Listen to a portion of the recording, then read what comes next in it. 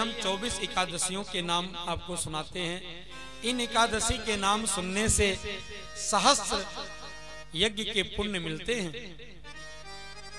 और आप जब उद्यापन करते हो, पारण करते हो, अगर आप 24 एकादशी 26 एकादशी के कथा नहीं भी सुन पाए, इनका नाम आपने सुन लिया तो भी आप परम पावन हो जाओगे।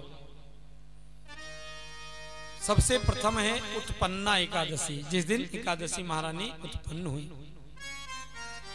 और दूसरी एकादशी है मोक्षदा एकादशी, जो मोक्ष देने वाली है। और आज वही एकादशी है। आज जो एकादशी है उसका नाम है मोक्षदा एकादशी। राजा अम्बरीश ने एकादशी व्रत करके और भगवान के परम कृपा पात्र हो गए। व्रत का मतलब होता उपवास। और तीसरी जो एकादशी है उसे हम सफला एकादशी कहते हैं। पुत्रदा एकादशी चौथी एकादशी है। और पांचवी खटतिला नाम की एकादशी होती है, जो माघ महीने में खटतिला एकादशी। इसके बाद जया एकादशी पड़ती है, फिर विजया एकादशी होती है, और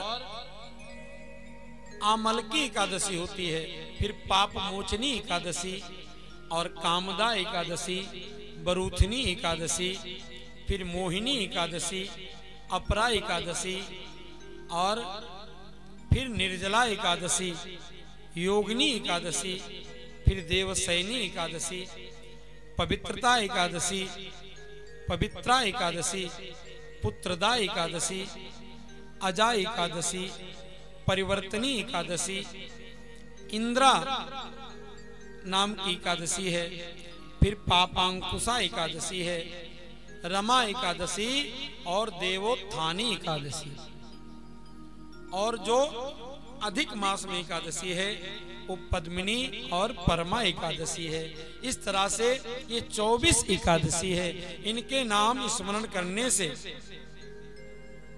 निश्चित ही भगवत लोक की प्राप्ति होती है और सारे पापों से जीव मुक्त हो जाता है। एकादशी के दिन संयम से रहे, स्नान करके भगवान के पास अधिक से अधिक समय दे, भगवान को पंचामृत से स्नान कराए, फूलों से श्रृंगार करे और सहस्रार्चन करे।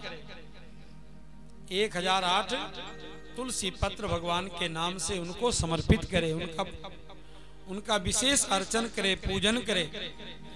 और जो चोर हैं, पाखंडी हैं, ढोंगी हैं, मिथ्याचारी हैं, व्यभिचारी हैं, ऐसे लोगों के सामने पड़ने से बचना चाहिए।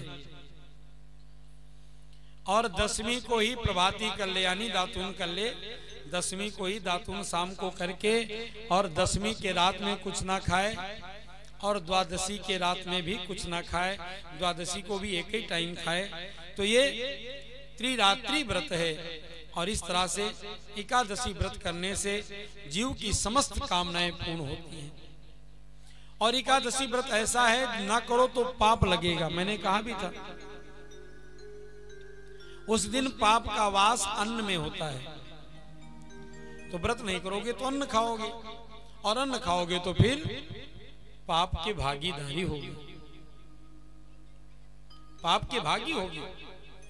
इसलिए कोई और व्रत ना कर सको तो उसमें आपको कोई नुकसान नहीं है, लेकिन एकादशी ना करने से भी नुकसान है।